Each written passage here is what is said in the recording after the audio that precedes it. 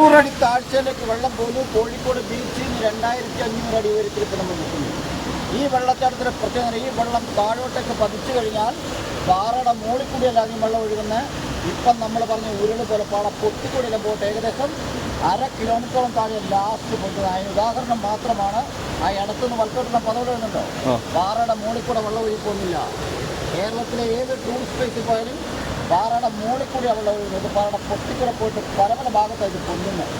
അതുകൊണ്ടാണ് ഏതെങ്കിലും ഒരു വിനോദസഞ്ചാരി മഴക്കാലത്തോ വേനൽക്കാലത്തോ ഇവിടെ കണ്ടുകൊണ്ടിരിക്കുമ്പോൾ എന്തെങ്കിലും സാഹചര്യത്തിൽ അപകടത്തിൽപ്പെട്ട് കക്കയും മുരക്കുഴി വെള്ളച്ചാട്ടത്തിലേക്ക് വീണ് പോയാൽ പോയി കൂടെ കാണാൻ വന്നയാൾ തിരിച്ചു കിട്ടുള്ള കേരളത്തിലെ ഏക തെരച്ചിലില്ലാത്ത ടൂറിസ്റ്റ് പ്ലേസിൻ്റെ മുകളിലപ്പോൾ നമ്മളെല്ലാം നിൽക്കുന്നു. പക്ഷേ ഇവിടെ അപകടങ്ങൾ സംഭവിക്കാത്തെന്ന് പറഞ്ഞാൽ 5 മണി വരെ നിയന്ത്രിക്കാനും പറഞ്ഞു കൊടുക്കാനും ഗൈഡുമാർ ഇവിടെ നിൽക്കുന്നുണ്ട്. ഇതുവരെയും ഒരു വിനോദസഞ്ചാരി അപകടത്തിൽപ്പെട്ടിട്ടില്ല. ഈ വെള്ളച്ചാട്ടം പുറലോകം അറിയപ്പെടാൻ തുടങ്ങിയത് അടിയന്തരാവസ്ഥക്കാലത്ത് കക്കയം ക്യാമ്പിൽ നിന്ന് പോലീസുകാർ ഉരുട്ടിക്കുന്ന എൻജൈൻകുളം വിദ്യാർത്ഥി സഖാവ് രാജൻ്റെ ബോഡി കൊണ്ടിട്ട സ്ഥലം നിങ്ങൾ കേൾക്കുന്ന പോലെ ഞങ്ങൾ കേട്ടിക്കഴിഞ്ഞ് മാത്രമേ ഉള്ളൂ. അന്നോട്ടാണ് ആളുകളെ ഈ പുഴയെല്ലാം കടന്ന് കാട്ടിക്കുളക്കരി ആ കാഞ്ഞെത്തുന്ന മരത്തെ പിടിച്ച് 76 മുതൽ ഇതിൻ്റെ യഥാർത്ഥ താഴ്ഭാഗം കാണുന്നത്. അങ്ങനെയാണ് കക്കയും ഉരക്കുഴിയും പുറലോകം അറിയപ്പെടാൻ തുടങ്ങി. ഇപ്പം നിങ്ങൾ വരുമ്പോൾ കരിയാത്തുമ്പോൾ തോണിക്കട വന്ന ടൂറിസ്റ്റ് പ്ലേസ് ഉണ്ടോ, അങ്ങോട്ട് ഒഴുകിപ്പോന്ന വെള്ളം ഇതാണ്.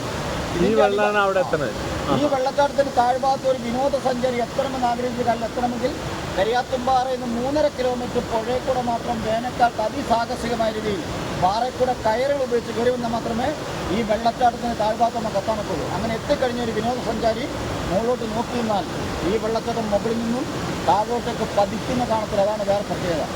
ഈ തൂക്കുപാലം ഉണ്ടെങ്കിൽ നമുക്ക് ഈ പാലത്തേക്കറി ഇതിൻ്റെ യഥാർത്ഥ കുഴിയിലേക്ക് വെള്ളം പോകുന്ന കാണാൻ വേണ്ടി തൂക്കുപാലം ഉണ്ടാക്കുന്നത്. പക്ഷേ ഇത് പൊളിഞ്ഞു പോകാൻ കാരണം 2018 പ്രളയ സമയത്ത് കേരളത്തിലെ എല്ലാ അണക്കെട്ടും തുറന്നിട്ടപ്പോൾ നിങ്ങൾ കണ്ട കക്ക അണക്കെട്ട് തുറന്നിട്ടു. ആ അണക്കെട്ടിലെ വെള്ളവും കാട്ടിലെ വെള്ളവും കൂടെ കൂടി ഈ പാലം മൂടി മരത്തിൻ്റെ മുക്കാൽ ഭാഗത്തിൽ ഇവിടെയെല്ലാം 3 ദിവസം അസാധമായ വെള്ളത്തിലായിരുന്നു. പിന്നെ കമ്പിവേലിയിലൊക്കെ ഇന്ത്യയിലെ ടൂറിസ്റ്റ് പ്ലേസുകളിൽ ഒരു മനുഷ്യൻ്റെ മുഖച്ചായുള്ള പാറ, നെറ്റി കണ്ണ് മൂക്ക് വായി തടിക്കുക ഈ തടിക്കുന്ന പാറ. ഇരുട്ടായി കഴിഞ്ഞാൽ കാട്ടുപത്തിൻ്റെ സെൻറ്ററാണ്. റേഞ്ചില്ലാത്തൊരു വിനോദസഞ്ചാരികളെ 5 മണി വരെ മാത്രമേ നിർത്തുള്ളൂ.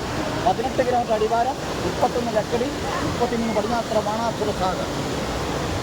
ഏകദേശം കാര്യങ്ങൾ മനസ്സിലായി അങ്ങനത്തെ പ്ലേസ് ആട്ടോ.